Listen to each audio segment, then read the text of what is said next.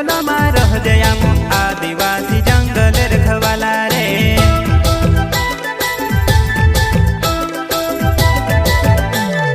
चल जंगल जमीन काजे पूजे रे आदिवासी दुनिया ने रखवाला रे। बाप देव खतरी काज पूजे रे आदिवासी सबसे निराला रे।